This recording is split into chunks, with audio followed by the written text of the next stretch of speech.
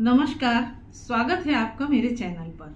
देखिए, जब भी आपस में पति पत्नी में झगड़े लड़ाई शुरू हो जाते हैं, मनमुटाव की स्थिति आ जाती है और बात यहाँ तक पहुँच जाती है कि अब एक दूसरे के साथ नहीं रहना है, तो ऐसे में बात आती है डिवोर्स लेने की। और जब ये स्थिति आ जाती है तो ज़्यादातर ये देखा गया है कि अलग अलग प्रोफेशंस में रहने वाले लोग या अलग अलग कामों में बिजी रहने वाले लोग ये नहीं जानते कि डिवोर्स कैसे होता है, क्या कानून है, किस तरीके से डिवोर्स की पूरी प्रक्रिया चलती है और कितना समय लगता है, क्या क्या स्टेप्स होते हैं और क्या कानून है। तो ये सारी बातों से अनभिज्ञ होते हैं। ज्यादातर लोगों को तभी इन सब बातों के बारे में पता चलता है जब वो इस तरीके के केसेस में फंस जाया करते हैं। तो आज के वीडियो का उद्देश्य है आपको डिवोर्स के बारे में बेसिक नॉलेज देना कि डिवोर्स किस किस प्रकार का होता है और किस किस तरह से होता है और डिवोर्स के क्या क्या ग्राउंड्स हैं और किस तरीके से उसको आप कोर्ट में फाइल करेंगे और किस तरीके से आप अपना केस लड़ेंगे। तो आज का वीडियो इसी पर आधारित है। वीडियो शुरू करूं उससे पहले आपसे रिक्वेस्ट है कि अगर अभी तक आपने मेरे चैनल को सब्सक्राइब ना किया हो तो प्लीज सब्सक्राइब कर दीजिए और बेल आइकन को प्रेस करना बिल्कुल मत भूलिएगा, ताकि ऐसी ही इम्पोर्टेंट इंफॉर्मेशन आप तक सबसे पहले पहुंचती रहे। और इन केस अगर आपकी भी कोई लीगल समस्या है या मैट्रिमोनियल डिस्प्यूट चल रहा है तो आप डिस्क्रिप्शन बॉक्स में दिए गए मेरे व्हाट्सएप नंबर पर मुझे मैसेज कर सकते हैं। मेरी लीगल टीम और मैं हमेशा आपकी मदद के लिए तैयार है। तो आज के इस वीडियो में मैं आपको बताने जा रही हूँ कि अगर हस्बैंड वाइफ से या वाइफ हस्बैंड से तलाक लेना चाहता है तो पूरे इंडिया में तलाक लेने की क्या प्रोसेस है और क्या कानून है। तो सबसे पहले मैं यहाँ पर बताऊंगी कि आपको डिवोर्स लेने के लिए किस कोर्ट में जाना है। देखिए, ये बहुत इम्पोर्टेंट बात है क्योंकि लोगों को ये नहीं पता होता है कि किस कोर्ट में कहाँ जाना है डिवोर्स के लिए, कहाँ पर केस फाइल करना है। तो सबसे पहले अगर आपको डिवोर्स लेना है तो आपको फैमिली कोर्ट में जाना होगा। फैमिली कोर्ट जिसे पारिवारिक न्यायालय भी कहते हैं। देखिए, सभी जिलों में जो डिस्ट्रिक्ट कोर्ट होता है ज्यादातर उसी के अंदर ये पारिवारिक न्यायालय या फैमिली कोर्ट्स होते हैं। यहाँ जाकर आप अपना डिवोर्स का केस फाइल करेंगे। देखिए, सुनी सुनाई बातों में या बहुत सारे लोगों की सलाह मिल जाती है तो ऐसे में हस्बैंड सोचते हैं कि अगर वो पहले डिवोर्स का केस फाइल करेंगे तो उन्हें बहुत नुकसान होगा और उनका केस वीक हो जाएगा। और इस बात में कितनी सच्चाई है, चलिए इसको जानने के लिए पहले देखते हैं कि कानून क्या है। अब कानून की बात करें तो चाहे हिंदू मैरिज एक्ट हो या मुस्लिम मैरिज एक्ट हो या कोई भी एक्ट हो, सभी एक्ट्स में डिवोर्स के ग्राउंड्स लिखे गए हैं। मैक्सिमम ग्राउंड्स जो लोगों को ज्यादातर पता होते हैं वो होते हैं क्रूएलिटी या एडल्ट्री। क्रूएलिटी के ग्राउंड पर मैं डिवोर्स ले रहा हूँ या फिर एडल्ट्री के ग्राउंड पर मैं डिवोर्स ले रहा हूँ।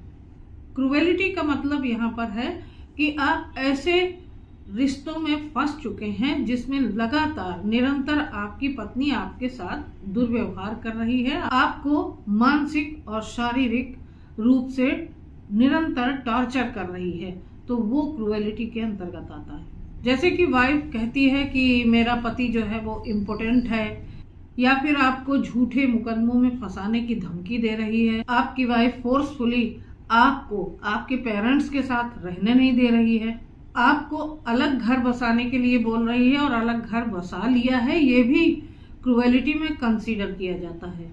और अगर हम इन ग्राउंड्स को कोर्ट में प्रूव कर देते हैं तो क्रूएलिटी के ग्राउंड पर हमें डिवोर्स मिलता है। तो अब बात करते हैं दूसरे जो पॉइंट की, वो है एडल्ट्री। एडल्ट्री एक बहुत ही भ्रामक तथ्य प्रतीत होता है क्योंकि बहुत सारे ऐसे मामले हैं जैसे कि वाइफ लगातार अगर फोन पे बात करती है तो पति को लगता है कि वो एडल्ट्री हो गई, लेकिन इस तरीके की बातों को एडल्ट्री के दायरे में नहीं कंसीडर करती है कोर्ट। कोर्ट में एडल्ट्री को सचमुच में साबित करने के लिए आपको ये साबित करना पड़ेगा कि आपकी वाइफ शादी के बाद किसी अन्य पुरुष के साथ शारीरिक संबंधों में है और ये आपको वहां पर प्रूव करना पड़ेगा। केवल पत्नी के किसी पुरुष के साथ घूमने फिरने, उठने बैठने या बातचीत करने या फोन पर बात करने या फिर उसके साथ कहीं घूमने फिरने जाने को एडल्ट्री कोर्ट नहीं मानती, जब तक कि उनके बीच में सेक्सुअल रिलेशंस नहीं होते। और इस बात को आपको कोर्ट में साबित करना पड़ेगा, तभी कोर्ट एडल्ट्री के ग्राउंड पर आपको डिवोर्स ग्रांट करेगी। तो यहाँ पर ये दो चीजें, क्रूएलिटी और एडल्ट्री, मैंने आपको क्लियर कर दी। एक और तीसरी चीज जो आपको जान लेनी चाहिए कि अगर पत्नी को या पति को कोई लाइलाज बीमारी है, शारीरिक हो या मानसिक, तो इस ग्राउंड पर आपको डिवोर्स मिलता है। अगर पार्टनर ने धर्म परिवर्तन कर लिया है तो भी इस ग्राउंड पर डिवोर्स होता है। चलिए अब डिवोर्स के तरीकों की बात करते हैं कि डिवोर्स किस तरीके से लिया जाए। एक हस्बैंड को डिवोर्स के बारे में जब लगे कि उनका रिश्ता बिल्कुल चलने के लायक नहीं बचा है, अब इस रिश्ते में कोई चीज बाकी नहीं रह गई है, तो वो डिवोर्स कैसे ले, इसके बारे में मैं बात करती हूँ। तो कानून में डिवोर्स के दो तरीके हैं, यानी दो प्रकार के डिवोर्स होते हैं। पहला कंटेस्टेड डिवोर्स और दूसरा म्यूचुअल डिवोर्स। लेकिन सबसे पहले तो ये मानना जरूरी है कि अगर आपका रिश्ता खराब हो गया है, आपको डिवोर्स लेना है, तो आपको पैसे खर्च करने पड़ेंगे। अब यहाँ पर पैसे खर्च करने का मतलब ये है कि अगर आप अपनी वाइफ से डिवोर्स लेना चाहते हैं, तो अगर वाइफ आपकी वर्किंग नहीं है, हाउस वाइफ है और अपना गुजारा वो नहीं कर सकती है, तो उसको आपको मेंटेनेंस देना पड़ेगा, जो कि वाइफ का राइट है।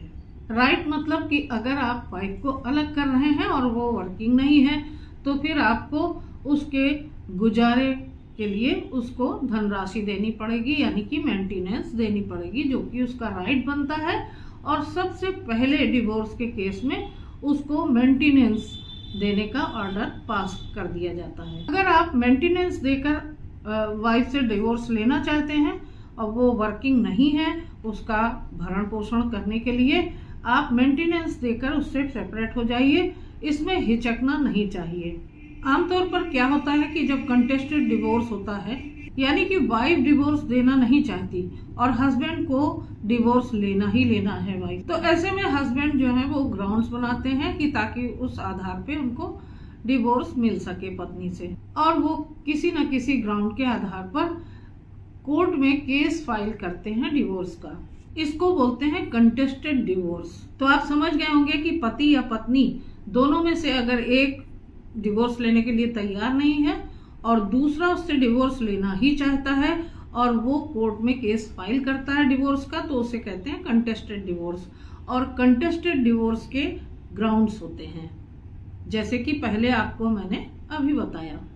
अब इस कंटेस्टेड डिवोर्स के तहत जब हस्बैंड कोर्ट में केस फाइल कर देता है, तो वाइफ भी किसी न किसी एडवोकेट के कांटेक्ट में आती है और वो तुरंत आपके खिलाफ मेंटेनेंस और डोमेस्टिक वायलेंस का केस फाइल कर दिया करती है।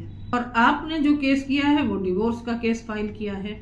आपको केवल इतना करना होता है कि आपको जो लिटिगेशन फीस होती है 12-13 हजार, वो वाइफ को देनी पड़ती है। 12-13 हजार तो मैं बता रही हूँ, वैसे सिटी टू सिटी ये वेरी करती है, यानी फीस ज्यादा और कम भी हो सकती है। नॉर्मली जो हो सकता है, जो भी कोर्ट ऑर्डर करे, तो क्योंकि आप डिवोर्स लेने के लिए पहले आए हैं, तो आपको अपनी पत्नी को लिटिगेशन फीस देनी पड़ेगी। तो 12-13 हजार या समथिंग कुछ भी, जो भी वहाँ सिटी के हिसाब से जो कोर्ट फीस है वो वन टाइम होती है और वो आपको पत्नी को पे करनी पड़ेगी। लेकिन बाद में अगर आपने क्रूएल्टी या एडल्ट्री का जो ग्राउंड है उसे प्रूव कर दिया कोर्ट में, तो ये पैसे वाइफ को उल्टा आपको देने पड़ जाएंगे। और अगर केस प्रूव हो जाता है तो फिर आपको मेंटेनेंस भी नहीं देना होगा और कुछ भी नहीं देना होगा, बट ये ग्राउंड्स प्रूफ होने चाहिए कोर्ट में। तो यहाँ तक तो आपको बात समझ में आ गई होगी। अब ये समझ लीजिए कि ये ग्राउंड्स प्रूफ कैसे होंगे कोर्ट में, और इन ग्राउंड्स को प्रूव करने के लिए आपके पास एविडेंसेस होने चाहिए, और ऐसे एविडेंसेस होने चाहिए जिससे ये ग्राउंड्स प्रूव हो जाए और कोर्ट सेटिस्फाई हो जाए। इससे रिलेटेड बहुत सारे वीडियोस मेरे चैनल पर मैंने अपलोड किए हैं, आप मेरे चैनल पर विजिट करके देख सकते हैं कि किस तरीके से अपने ग्राउंड्स को आप प्रूव कर सकते हैं कोर्ट में। उसके लिए आपको क्या क्या चीजें चाहिए होती हैं। तो आपको ये बात समझ में आ गई होगी कि वाइफ और क्या क्या कर सकती है और पहले डिवोर्स का केस फाइल करने पर आपको क्या क्या कॉन्सिक्वेंसेस फेस करने पड़ सकते हैं। एक और चीज मैं यहाँ पर आपको बताऊंगी कि बहुत सारे लोग सोचते हैं कि मैं डिवोर्स तो लूंगा ही, लेकिन उससे पहले डिवोर्स डायरेक्टली ना लेके मैं सेक्शन 9 का रेस्टिट्यूशन ऑफ कंजुगल राइट्स का केस डाल देता हूँ, यानी कि पत्नी को वापस लाने का, साथ में रहने का, अपने वैवाहिक संबंधों का निर्वाह करने के लिए फिर से लेके घर में आऊं और उसके बाद देखा जाएगा। तो सेक्शन 9 का केस फाइल कर दिया करते हैं और ज्यादातर एडवोकेट्स इसलिए इस सेक्शन 9 के केस को सजेस्ट करते हैं कि अगर आप डिवोर्स का केस फाइल करते हैं तो सारी की सारी बात आपके ही ऊपर आ जाएगी। तो आप डायरेक्टली पहले डिवोर्स का केस फाइल ना करके सेक्शन 9 का यानी कि रेस्टिट्यूशन ऑफ कंजुगल राइट्स का केस फाइल कर दीजिए। लेकिन अगर आपकी इच्छा है, कोई गुंजाइश है कि पत्नी आपकी वापस आके आपके साथ रह सकेगी और आप दोनों की फिर से अच्छी जिंदगी हो जाएगी, तो आप restitution of conjugal rights section 9 जरूर कीजिए। लेकिन मेरे ख्याल से अगर कोई ग्राउंड है, जो पुख्ता सबूत हैं आपके पास, तो आप सेक्शन 9 के केस में समय बर्बाद मत करिए। और फिर भी अगर आपको लगता है कि नहीं, मुझे सेक्शन 9 का केस करना चाहिए, तो फिर आप उन सारे आरोपों को जिन्हें आप फेस कर रहे हैं अपनी पिटीशन का पार्ट जरूर बनाइए। और एंड में आप ये जरूर लिख दीजिए कि वाइफ अगर रिश्तों को ठीक करने में दिलचस्पी रखती है तो मैं कॉम्प्रोमाइज करके साथ में रहने को तैयार हूँ। ये बात आपको अपनी पिटीशन में जरूर लिख देनी है सेक्शन 9 के केस में। लेकिन अगर आपके पास पुख्ता एविडेंसेस हैं तो आप बिल्कुल भी सेक्शन 9 का केस फाइल मत कीजिए। साल, 2 साल, 4 साल, न जाने कितने साल वो केस चलेगा और उसके बाद भी अगर आपके बीच में नहीं बनती है तो फिर आपको डिवोर्स का केस लड़ने में भी टाइम लगेगा और मिला के बहुत लंबा समय चला जाएगा आपके जीवन का। ये तो सारी बातें थी कंटेस्टेड डिवोर्स की। अब बात करते हैं म्यूचुअल डिवोर्स के बारे में। म्यूचुअल डिवोर्स में पति और पत्नी आपसी सहमति से जब तलाक लेते हैं तो उसे म्यूचुअल डिवोर्स कहते हैं। यानी कि आपको अपनी पत्नी से बातचीत करनी है और इसमें 2 ही पॉइंट्स ज्यादातर डिस्कस किए जाते हैं आपस में। पहला, बच्चे का क्या होगा और दूसरा, संपत्ति यानी कि पैसा कितना लेना देना होगा। दोनों में अगर सहमति बन जाती है कि बच्चा वाइफ या हस्बैंड जिसके पास रहेगा और संपत्ति का लेन देन कितना कितना होगा, किस तरीके से होगा, या फिर संपत्ति से संबंधी कोई लेन देन नहीं होगा, तो कोई प्रॉब्लम ही नहीं है। और इन सब शर्तों पर आप जो भी एग्रीमेंट बना लेंगे उस पर म्यूचुअल डिवोर्स हो जाएगा। अगर आपकी शादी को 18 महीने से ऊपर हो गया है तो क्विकली आपको म्यूचुअल डिवोर्स मिल जाएगा। और अगर आप दिल्ली के रहने वाले हैं तो वहां तो 1 या 2 महीने के अंदर ही आपको म्यूचुअल डिवोर्स मिल सकता है।